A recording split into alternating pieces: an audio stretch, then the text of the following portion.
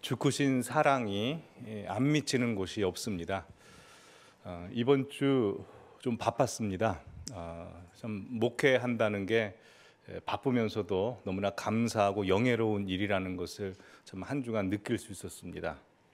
목요일 날 아침에는 아이가 태어난 가정이 있어서 축하 전화를 했습니다. 그리고 목요일 날 오후에는 가족을 잃은 또한 세상을 떠난 우리 성도님이 계셔서 가서 입관 예배를 드렸습니다.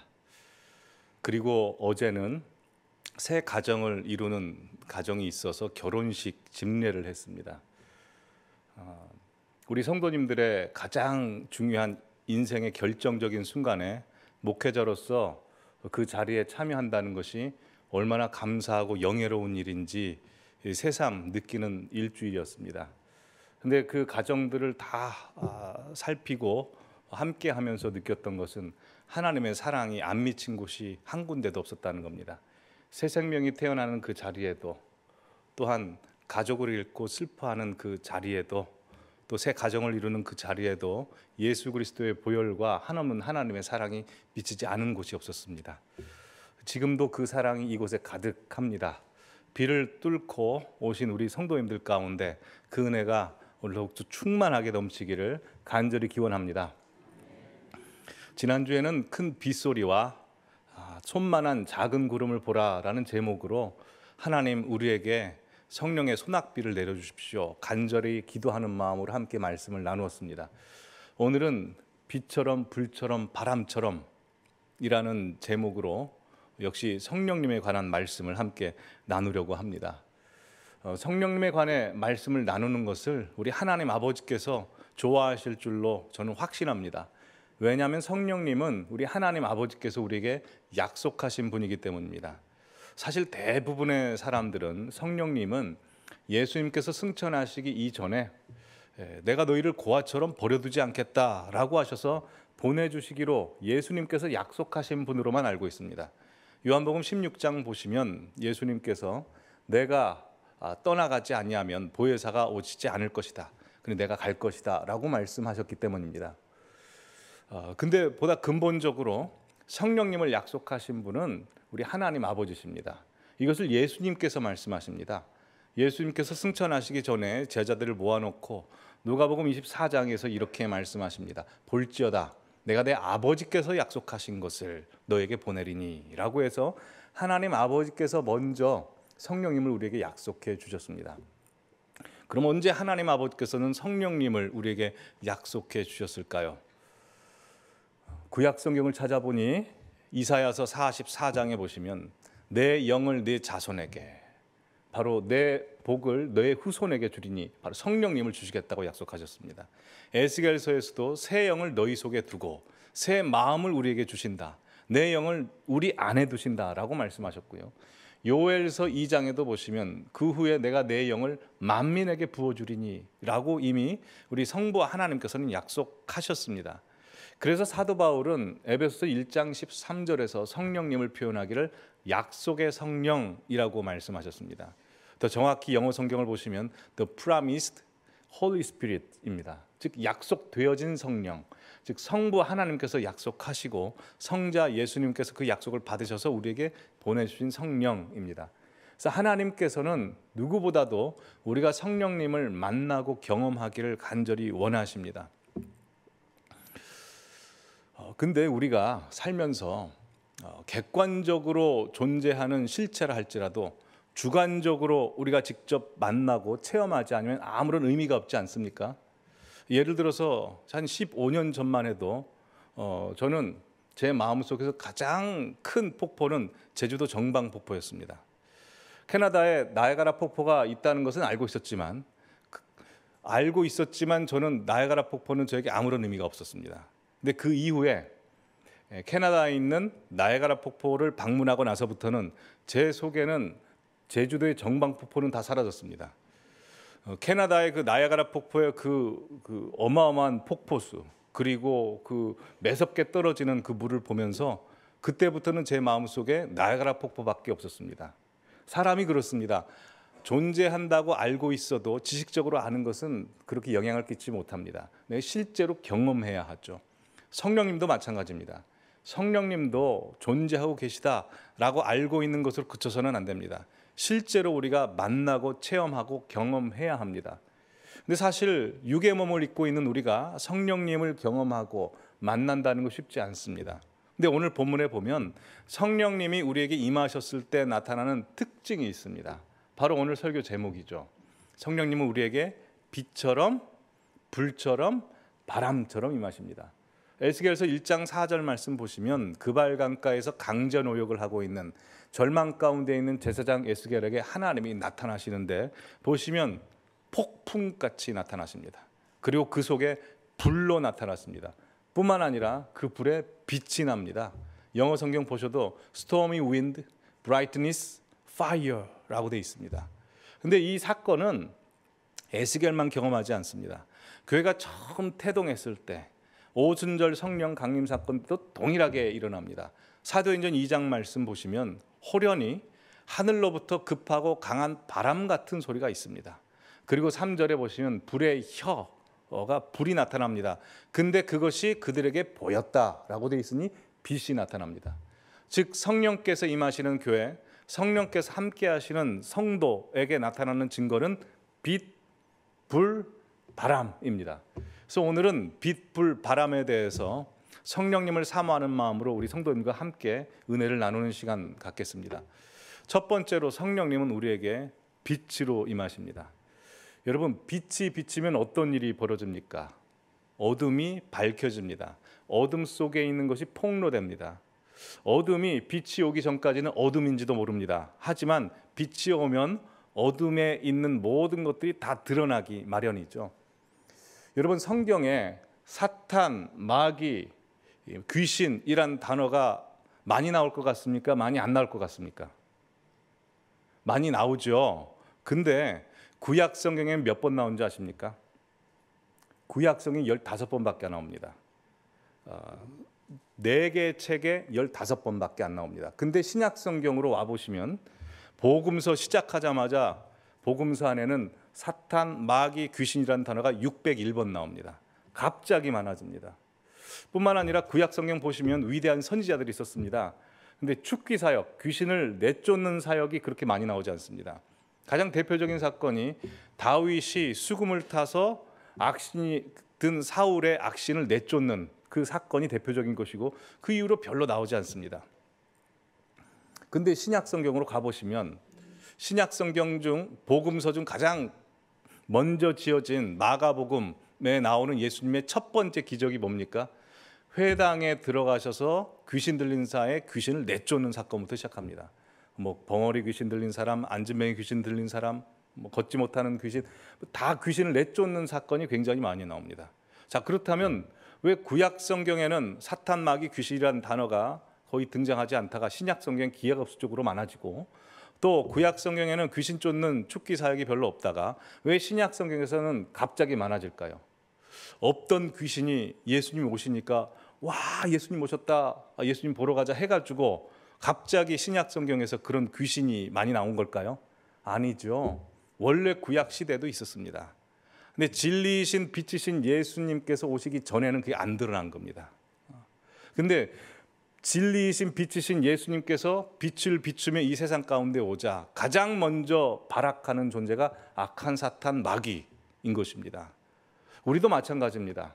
성령의 빛이 우리에게 조명이 되면 이전에는 내가 잘못한 건지도 모르고 죄인지도 모르고 이게 고쳐야 될 건지도 모르고 삽니다. 그러나 빛이신 성령님이 우리에게 오시면 이렇게 살아서는 안 되겠구나, 이거 죄구나, 이 사람 만나지 말아야 되겠다, 이 모임엔 가지 말아야 되겠다, 이 습관 고쳐야 되겠다라고 해서 스스로 고쳐지게 됩니다. 1907년 평양 대부흥운동이 있기 전에 1904년 영국의 웨일즈 부흥이 먼저 있었습니다. 근데 영국의 웨일즈 그 탄광촌에서 부흥이 있는데요, 어떤 역사가 일어나냐면 그 탄광촌에 사는 사람들이 굉장히 힘들게 살지 않습니까? 그러니 그 사람들이 회사에서 일하다가 회사의 그 소소한 것들 집에 가져가기 시작합니다. 오늘날로 말하자면 회사 탕비실에서 믹스커피 막 쥐어서 가져가듯이 회사에 있는 공구들, 톱, 망치, 어떤 사람은 수레까지 집으로 가지고 간 겁니다. 근데 웨일즈의 성령의 빛이 임하자 사람들이 내가 잘못했구나, 이렇게 살아서는 안 되겠구나 라고 깨닫게 된 겁니다. 그러면서 누가 시키지도 않았는데 성령의 빛에 의해서 그들이 가져갔던 수레, 톱, 공구들을 하나씩 하나씩 다시 회사에 갖다 놓기 시작합니다. 근데 그게 얼마나 많이 가져갔는지 회사 앞에 이렇게 쌓여 있었답니다. 그래서 간판에 뭐라고 붙여놨냐면, 훔쳐갔더라도 더 이상 놓을 데가 없으니 가져오지 마시오. 그렇게 붙여놨답니다. 평양 대부흥동도 마찬가지입니다. 1907년 평양에 성령의 빛이 임하자 술로 인해서 삶을 놓아버렸던 사람들이 술을 먹지 않기 시작합니다. 회개하고 삶을 바뀌자 그때부터 평양에 있는 기생집, 술집이 다 없어졌다는 건 아닙니까? 성령의 빛이 임하면 이런 역사가 일어납니다. 우리 성도님들의 삶 속에 하나님의 빛이 임함으로 말미암아 고쳐야 될 것들, 나쁜 습관들, 하나님 원하시지 않았던 것들이 다 고쳐짐으로 우리 성도님들의 가정이 더욱더 평화롭고 하나님께 더욱더 가까이 가시고 하나님께서 인정하시는 모든 가정들, 우리 성도님들의 삶이 되기를 간절히 기원합니다. 뿐만 아닙니다. 성령의 빛이 임하면 이전에는 들어도 무슨 말씀인지 몰랐고, 이전에는 봐도 무슨 말씀인지 몰랐고, 읽어도 무슨 말씀인지 몰랐던 그 말씀이 갑자기 깨달아집니다. 그리고 성령의 빛에 조명된 말씀이 내 삶을 비춰주면 내가 앞으로 어디로 가야 될지를 알게 됩니다. 이전에는 좌로 갈지 우로 갈지 몰라서 머뭇머뭇거렸는데 성령의 빛이 임하면 내가 살아야 될 방향이 분명해집니다. 하늘을 위해서 살아야 되는구나, 하나님을 위해서 살아야 되는구나, 빛이 임하면 알 수 있다는 것입니다. 그게 혹시 우리 성도님들 가운데 지금 좌를 택할지 우를 택할지 어디를 택할지 기로에 서 있는 성도님들께 특별히 성령의 빛이 임하기를 간절히 기원합니다. 자, 이렇게 성령님은 우리에게 빛으로 임하십니다. 뿐만 아닙니다. 두 번째, 성령 하나님은 우리에게 불로 임하십니다. 구약 성경에 보시면 하나님의 임재는 언제나 불로 나타나셨습니다. 80세 된 노인 모세, 정말 모든 삶을 놔버렸고 체념하며 사는 그 모세에게 시내산에서 하나님께서는 떨기나무 속에 불로 만나셨습니다. 꺼지지 않는 불. 시내산에서 모세가 그렇게 하나님을 만나자 모세를 통해서 이스라엘 백성들은 시내산의 불로 영광으로 임하신 하나님을 또 만납니다. 그리고 광야로 가서는 불기둥 구름기둥으로 인도하신 하나님을 만나죠. 근데 정확히 표현하면 불기둥 구름기둥 두 개의 기둥이 있었던 게 아니라 불을 품는 기둥이었습니다. 불이십니다. 이사야 역시 제단 숯불로 임하신 하나님을 만납니다. 그러기에 우리가 하나님을 만났다라고 하는 것은 항상 불의 역사가 있습니다. 우리 주님께서도 이 세상에 오신 목적이 있습니다. 왜 오신지 아십니까? 주님께서 실제로 이렇게 말씀하셨습니다. 누가복음 12장 49절 말씀 함께 읽겠습니다. 내가 불을 땅에 던지러 왔노니 이 불이 이미 붙었으면 내가 무엇을 원하리요? 우리 예수님의 가장 원하시는 소원은 성도님들의 심령 가운데 지금 불이 붙는 것입니다. 성도님들의 가정 가운데 불이 붙는 것이고 우리 교회와 우리 나라와 이 민족 가운데 성령의 불이 타오르는 것입니다. 불이 타오르면 어떤 일이 벌어집니까? 불이 타오르면 사람이 질적으로 변화되게 됩니다. 누가복음 3장 16절에 보면 세례 요한이 이런 말씀을 합니다. 나는 물로 너에게 세례를 베푸거니와 나보다 능력 많으신 이가 다음에 오시는데 그분은 성령과 불로서 너에게 세례를 베푸실 것이다 라고 해서 물세례와 불세례를 따로 말씀을 합니다. 여러분, 물과 불의 차이가 무엇입니까? 물은 더러운 것을 다 씻겨냅니다. 또한 딱딱한 쌀 같은 물질을 물 속에 넣어두면 부드럽게 말랑말랑하게 변화되죠. 근데 그렇다고 해서 물이 존재 자체를 질적으로 변화시킬 수는 없습니다. 존재 자체를 질적으로 변화시키는 것은 불밖에 할 수 없습니다. 여러분, 생쌀이 밥으로 되려면 어떻게 합니까? 일단 첫 번째 생쌀을 씻어야 됩니다. 깨끗해지죠. 또 생쌀을 물에 담가두면 말랑말랑해집니다. 근데 그걸 반복적으로 한다 할지라도 쌀이 밥이 되지는 않습니다. 쌀이 밥이 되려면 불이 필요합니다. 그렇게 우리가 의식적으로 행하는 물세례는 반드시 필요한데 그 물 세례는 우리의 죄 씻음을 의미하지 우리의 본질적 질적 변화는 만들어내지 못합니다. 질적 변화는 무엇이 만들어냅니까? 불 세례가 임해야 되는 것입니다. 그래서 교회가 어떻게 시작이 됐습니까? 교회라고 하는 건 성령의 불이 임하자 제자들의 체질이 완전히 180도 바뀜으로 말미암아 그때부터 교회가 태동되게 된 것입니다. 그러기에 우리 예수님께서 가장 원하시는 소원이 바로 불이 우리에게 떨어지는 것입니다.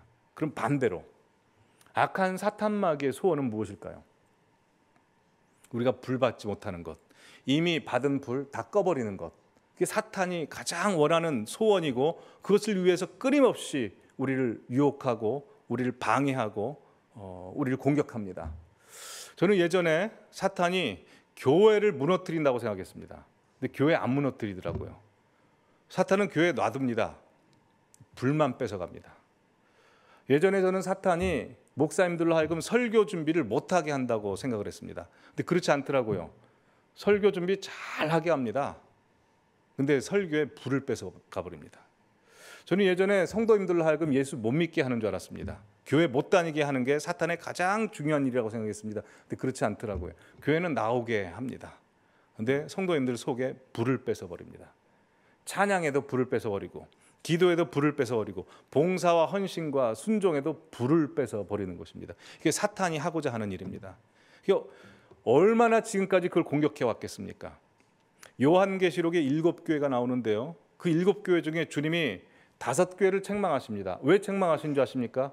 딱 한 가지입니다. 불 빼앗겨 버렸기 때문에, 불을 관리하지 못했기 때문입니다. 보여주시면 에베소 교회는 처음 사랑을 버렸느라 사랑의 불을 빼앗겼습니다. 버가모 교회, 두아디라 교회 진리의 불을 빼앗겼습니다. 사대 교회는 살았다 하는 힘을 가졌으나 너는 정작 죽었다 라고 해서 생명의 불이 꺼져 버렸습니다. 라오디게이아 교회 다들 아시다시피 네가 차지도 않고 덥지도 않다. 넌 미지근하다.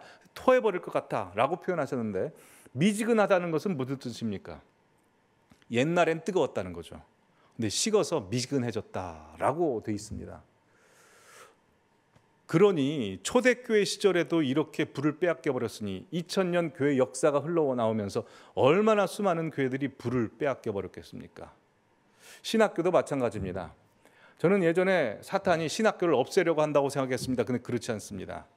불없는 신학교 교수로 말미암아 불없는 신학생들을 만들어내고 그 불없는 목사님이 되어 모든 교회를 불없는 교회로 만드는 게 사탄의 목적입니다. 자, 그러면 우리에게 시선을 향하죠. 우리 교회는 불이 있습니까? 성도님들의 삶 가운데는 불이 있습니까? 성도님들의 가정 가운데는 불이 있습니까? 불이 있어야 삽니다. 분명히 하나님께서는 말씀하십니다. 나이가 들었든 나이가 어리든 상관없다. 속에 불이 있어야 된다. 속에 불이 있으면 아무리 인생 가운데 어려움과 시련이 닥쳐와도 그 인생을 하나님께서 원하시는 뜻대로 살 수 있기 때문입니다. 여러분, 불의 특징 4가지가 있습니다. 첫 번째, 불은 뜨겁습니다. 마찬가지로 성령의 불이 임한 교회, 성령의 불이 임한 성도님들은 뜨겁습니다.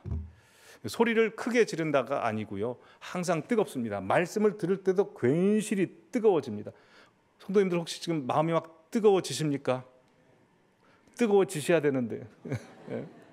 찬양을 해도 뜨겁고요. 기도를 해도 뜨거워집니다. 하나님께서 정말 쓰시는 사역자들과 쓰시지 않는 사역자들을 구분하는 게 있습니다. 속에 불이 있느냐입니다. 제 말이 아닙니다. 히브리서 1장 7절에 이렇게 기록되어 있습니다. 천사들에 관하여서는 그는 그의 천사들을 바람으로, 하지만 그의 사역자들은 무엇으로 삼으십니까? 불꽃으로 삼으십니다. 그러니까 하나님께서 쓰시는 사람은 불이 일어나야 된다는 겁니다. 불이 뜨거워야 됩니다. 우리 성도님들은 삶 가운데 그 불이 있기를 바랍니다. 요한 웨슬레이가 그래서 이런 말을 했습니다. 당신의 설교에 불이 있어야 된다. 만약 당신의 설교에 불이 없다면 원고를 불태워버려라. 원고를 불태워버려서라도 불을 태워버리라는 겁니다. 사람들이 요한 웨슬레이가 설교하면 많은 사람들이 몰렸습니다. 왜 몰렸는지 아십니까? 요한 웨슬레이가 그렇게 설교를 잘하는 사람은 아니었다고 합니다. 근데 왜 왔냐면 요한 웨슬레이가 설교하면 정말 그가 제단에 제물이 돼서 불이 났답니다. 불처럼 설교하는 그 모습을 보고 사람들이 은혜를 받아서 그 사람들이 많이 몰렸다고 합니다. 그 은혜가 저에게 좀 있었으면 좋겠습니다. 그래서 우리 성도님들 가운데 그 살아있는 불이 계속 옮겨 붙기를 간절히 소원합니다. 두 번째로 불의 특징은 항상 방향이 위입니다. 혹시 성도님들 가운데 불을 탁 켜가지고 그래, 불 방향을 밑으로 아래로 흐르게 해야 되겠다 해서 그렇게 해보신 분들 있습니까? 과학자들 중에 그렇게 하신 분들이 있습니까? 불 방향을 밑으로. 그런 분도 없죠. 불은 항상 위를 향합니다.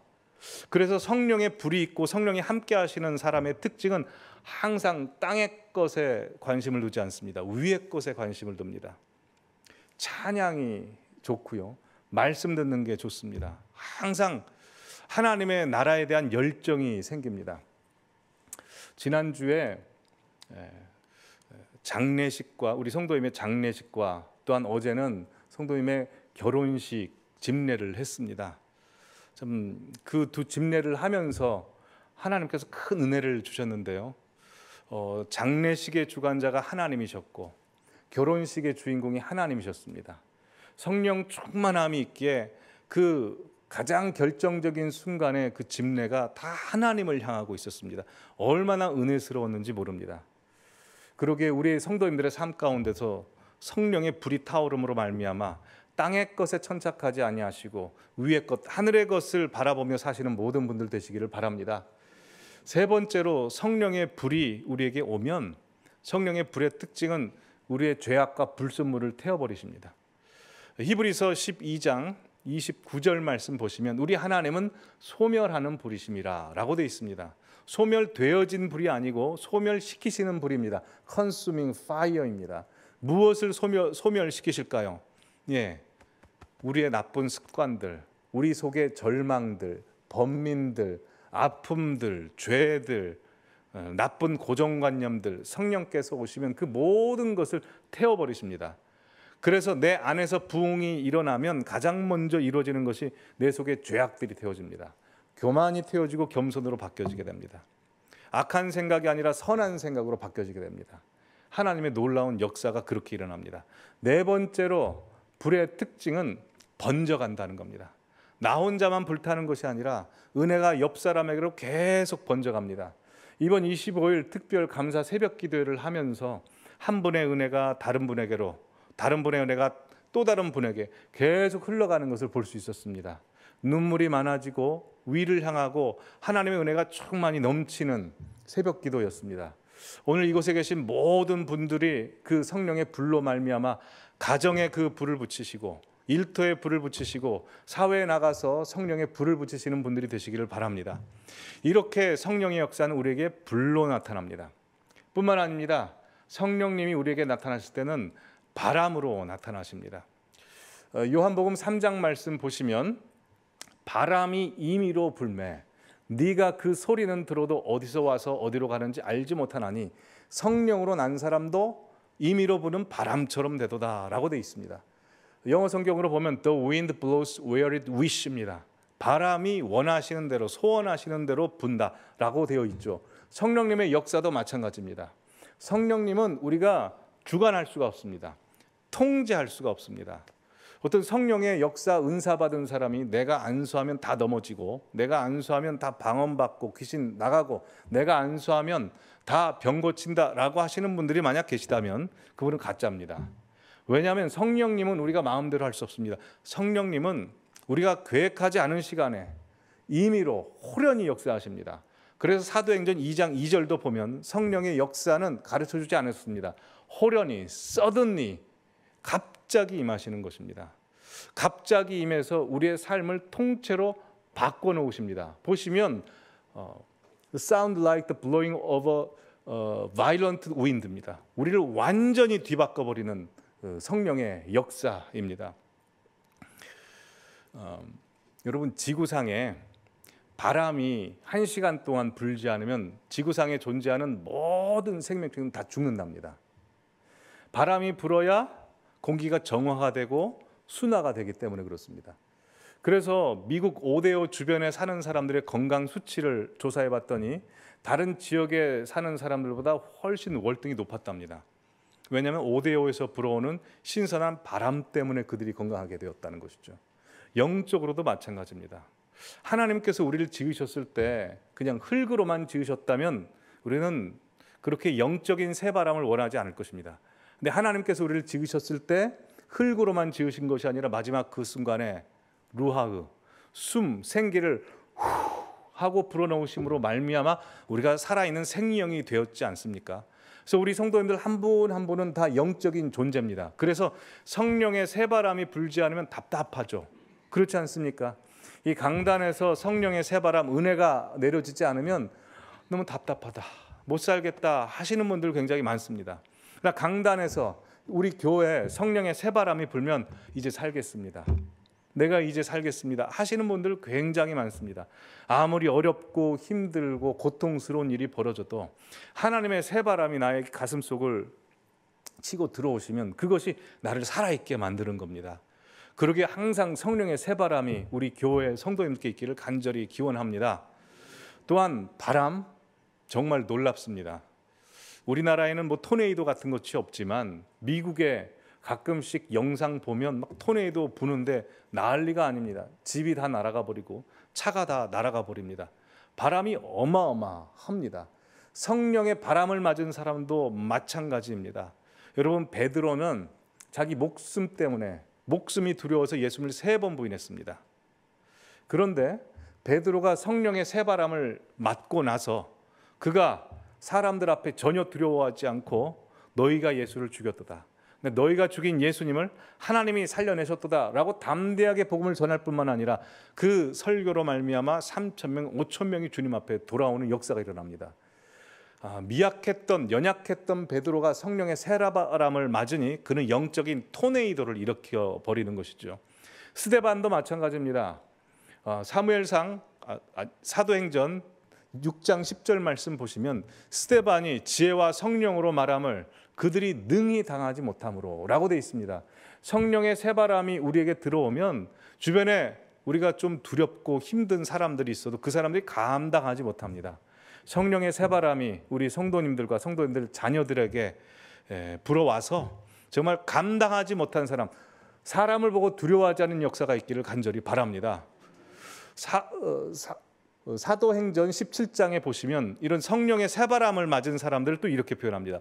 천하를 어지럽게 하던 이 사람들. 자, 영어 성경을 보시면 These men who have turned the world upside down.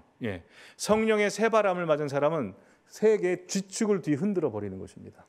사람이 할 수 없는 일들을 그렇게 합니다. 그래서 구두 수성공인 무디, 정말 연약한 사람임에도 불구하고 성령의 새바람이 불자 그런 수천 명, 수만 명을 하나님 앞에 돌아오게 하는 부흥사가 될 수 있었습니다. 여러분, 하나님께서 쓰시는 사람들 다 그렇지 않습니까? 정말 미천하고 자격 없습니다. 능력 없는 사람들입니다. 하나님께서 그 사람을 특별히 쓰셔서 새바람을 불어넣어 주시면 그 사람들, 미약한 막대기 같은 사람들을 통해서 많은 사람들이 주님 앞에 돌아오는 역사들을 우리가 보지 않았습니까?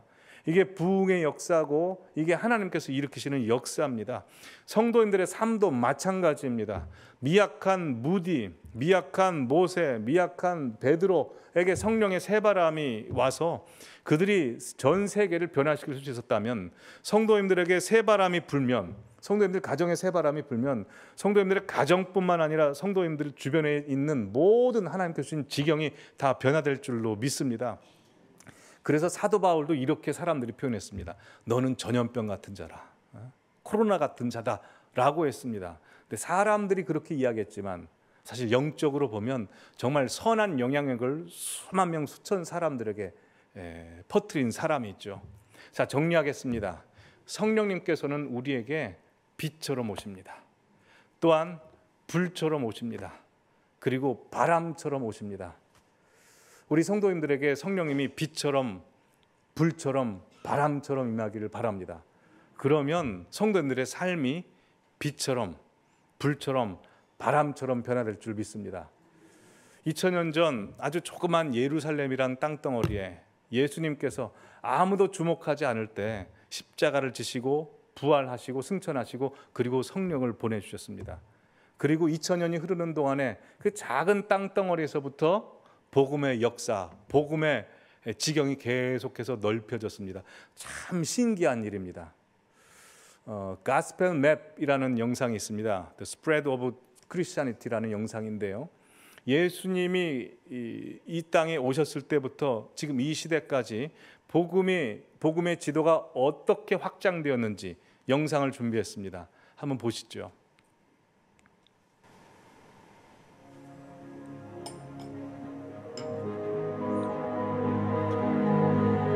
아이보리색이 복음이 확장되는 거고요. 빨간색은 로마입니다.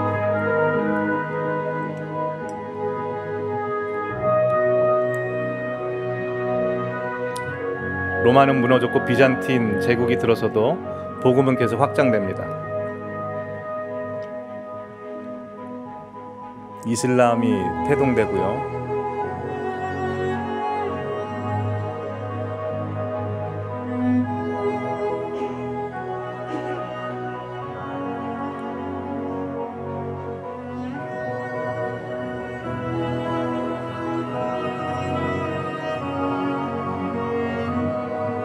몽골 제국이 세계를 제패해도 복음은 계속 퍼져갑니다.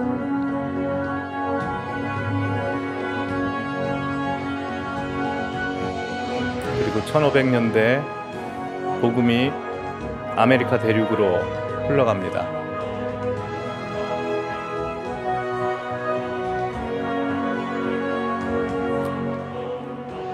이제 우리나라에도 복음의 물결이 흘러왔습니다.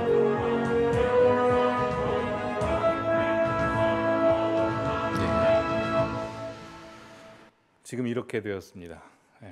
조그만 땅덩어리에서 성령의 빛, 성령의 불, 성령의 바람이 만방에 퍼지자 이렇게 되었습니다. 주님께서 천국 복음이 세상 끝에 전해지는 그 날에 오신다고 하셨는데 정말 임박했습니다. 우리 성도님들에게 필요한 것은 바로 성령의 빛, 성령의 불, 성령의 바람입니다. 우리가 전 인생을 정말 빛처럼 불처럼 바람처럼 살기를 간절히 기원합니다. 우리 함께 찬양했으면 좋겠습니다. 기도하는 마음으로 이 땅의 황마음을 보소서. 이 죄악된 세상에 성령의 불, 성령의 빛을 비춰주시고 성령의 바람 불게 해주십시오. 함께 찬송하시겠습니다.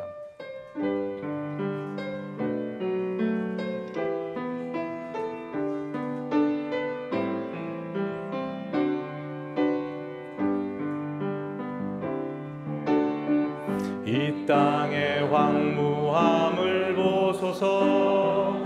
하늘의 하나님 긍휼을 베푸시는 주여, 우리의 죄악 용서하소서. 이 땅 고쳐주소서. 이제 우리 모두 하나 되어 이 땅에 무너진 기초를 다시 쌓을 때 우리의 우상들을 태우신 성령의 불 임하소서. 붕의 불길 타오르게 하소서. 진리의 말씀 이 땅 새롭게 하소서. 은혜의 강물 흐르게 하소서. 성령의 바람 이제 불어와. 오 주의 영광 가득한 새날 주소서.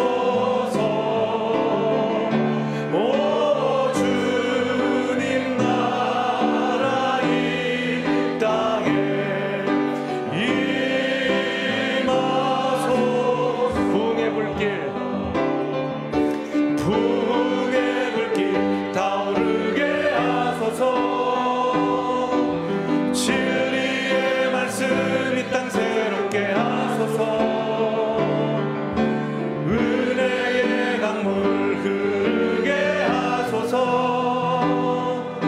성령의 바람 이제 불어와. 오 주의 영광 가득한 재난 주소서. 오 주님 나라 이 땅에 임하소서. 오 주님 나라 이 땅에 임하소서.